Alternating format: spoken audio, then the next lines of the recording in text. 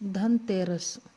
ಬಹಳ ಸಮಯ ಮೊದಲಿನ ಕಥೆಯಲ್ಲಿ ದೇವತೆಗಳು ಮತ್ತು ದಾನವರ ನಡುವೆ ಅಮೃತ ಪ್ರಾಪ್ತಿಗಾಗಿ ಸಂಘರ್ಷ ಶುರುವಾಯಿತು.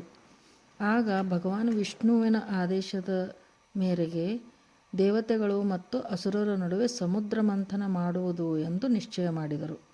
ಈ ಮಹಾಸಮುದ್ರ ಮಂಥನದಿಂದ 14 ರತ್ನಗಳು ಪ್ರಕಟವಾದವು. ಆ ಸಮುದ್ರ ಮಂಥನದಿಂದ ಉತ್ಪನ್ನವಾಗಿದ್ದು ಮೊದಲನೆಯ ರತ್ನವೇ ಧನ್ವಂತರಿ ದೇವರು. ಧನ್ವಂತರಿ ದೇವರ ಜನ್ಮ ಕಾರ್ತಿಕ ಮಾಸದ ತ್ರಯೋದಶಿ ತಿಥಿಗೆ ಜನ್ಮವಾಯಿತು. ಆದ್ದರಿಂದ ಆ ದಿವಸ ಧನ್ವಂತರಿ ತ್ರಯೋದಶಿ ಅಥವಾ ಧನ್‌ತೇರಸ್ ಅಂತ ಹೇಳುತ್ತಾರೆ.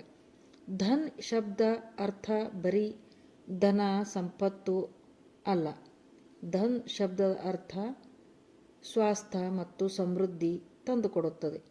ಧನ್ವಂತರಿ ದೇವರು ಕೇವಲ ಆಯುರ್ವೇದದ ಜನಕ ಆಗಿರಲಿಲ್ಲ, ಮಾನವ ಜಾತಿಗೆ ರೋಗ ಮುಕ್ತ ಮತ್ತು ದೀರ್ಘಾಯುಷ್ಯದ ವರದಾನವನ್ನು ಮಾಡಿದ್ದಾರೆ.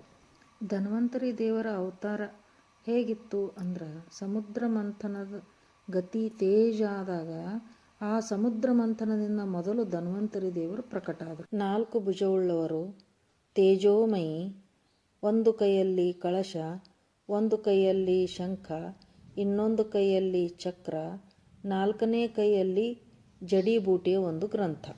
ಧನ್ವಂತರಿ ದೇವರ ಅಮೃತ ಕಳಶವನ್ನು ತೆಗೆದುಕೊಂಡು ಪ್ರಕಟವಾದಾಗ ದೇವತೆಗಳು ತುಂಬ ಖುಷಿಪಟ್ಟರು ಮತ್ತು ಧನ್ವಂತರಿ ದೇವರಿಗೆ ವೈದ್ಯರಾಜ ಮತ್ತು ದೇವತೆಗಳಿಗೆ ಚಿಕಿತ್ಸೆ ನೀಡುವಂಥ ವೈದ್ಯರಾಜರಾಗಿದ್ದರು. ಅವರು ಮನುಷ್ಯರ ಸಲುವಾಗಿಯೂ ಸ್ವಾಸ್ಥ್ಯ ಮತ್ತು ದೀರ್ಘಾಯುಷ್ಯದ ಜ್ಞಾನ ಹೇಳಿದವರು.